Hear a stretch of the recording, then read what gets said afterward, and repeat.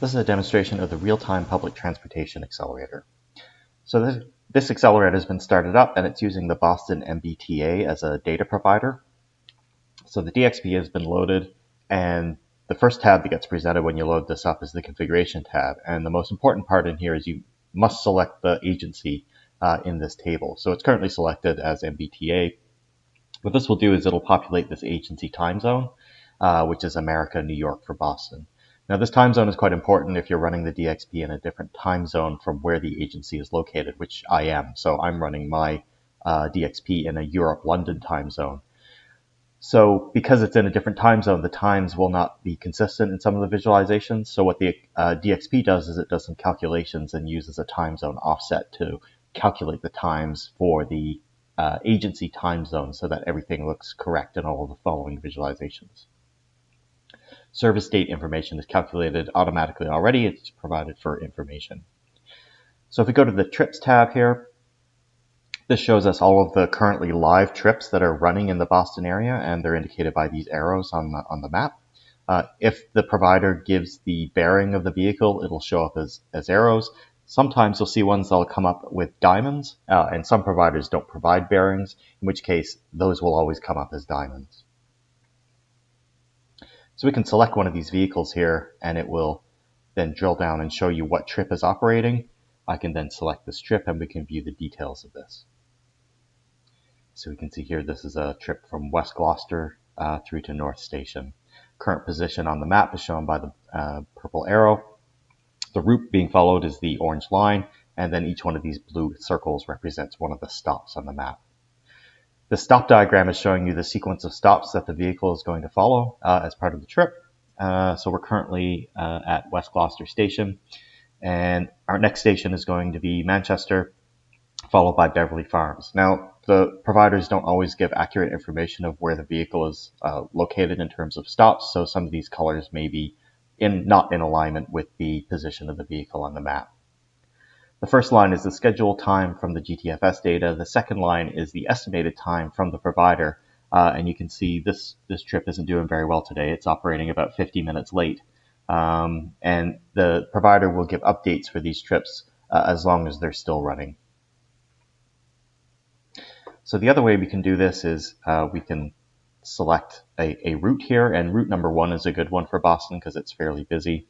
It's currently about 8 o'clock in the morning in Boston, so let's pick one that is not started yet. We'll pick this one, and we'll be able to view the whole length of the route here. So again, we've got our stop diagram, and because this trip is just about to start, we have estimates for these times already, and everything is looking pretty good for this one. Some of these are even looking like they might be early, but this trip hasn't started yet. And again, we've got the route that's being followed as well as all the stops. If we go back and find one that's already running, let's see here.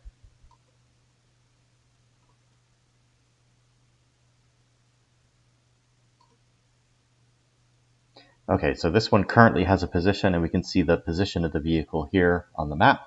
And again, this is another one that looks like it's not running very well because it's running at about half an hour late later down the sequence of stops.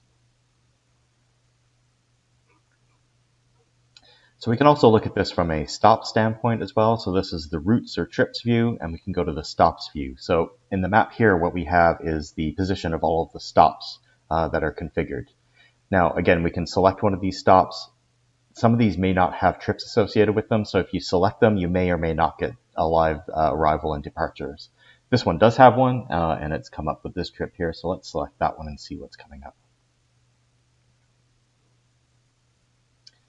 Yep, so this is a trip from Greenbush up to South Station, and it's almost finished its journey, so you can see the little purple arrow here as it's approaching South Station.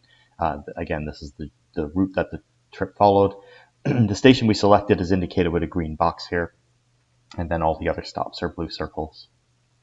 And the other way to do this is we can select based on the stop name itself, and this is usually best done using the filter panel. So 77 Massachusetts Avenue is a good one for this, so I filter by 77 Mass. This gives me that stop. If I select that, it shows you the live arrivals and departure information for that particular stop.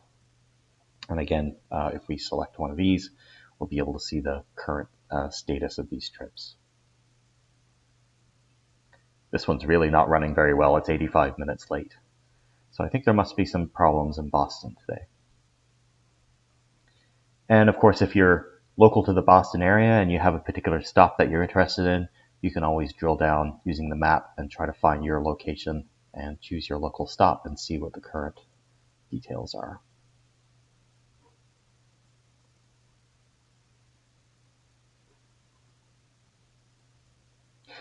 What we can also do is we can change providers. So this is the Boston MBTA. I'm going to use a different provider, and I'm going to choose a smaller one, which is the Metro Transit in Halifax, Nova Scotia. I'm choosing this one because it's very quick to load. Some of these can take several minutes to load the data, whereas this one should take a few seconds. To do this, I have a REST service that I'm going to call, and this is specified using this URL, and I give it the ID of the provider that I want to retrieve data for. So if I just load this page here, nothing will come up. But if I go over to the log in the event manager, we can see it's actually starting to load stuff from that provider. So it's loaded the static data. It's now processing that static data.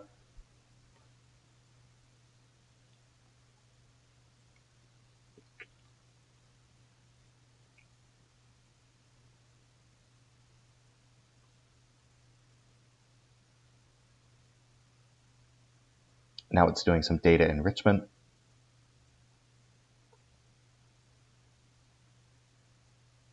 And now it's ready. So that took about 20 seconds. Like I said, some of these can take several minutes depending on the amount of data that's flowing through it. But now if we jump back into our DXP over here and we do a data reload all data, we can see now our agency has changed. It's now Halifax Transit. Our time zone has changed as well because Halifax is in a different time zone, and our offset was recalculated automatically for the correct offset. If I go to trips now, our map is going to change. We now have buses in the Halifax area, and our routes have all changed as well. So again, if I choose route number 1, which is Spring Garden Road, and it's currently just after 9 o'clock in Halifax, so I'm going to pick 9:15. This is a route that shouldn't have started yet, but you can see the route that this bus is going to follow as it travels through. And again, likewise on the stops view, all of that will have updated as well. So now we have stops in the Halifax area, and we can go and select stops here and view different types of journeys.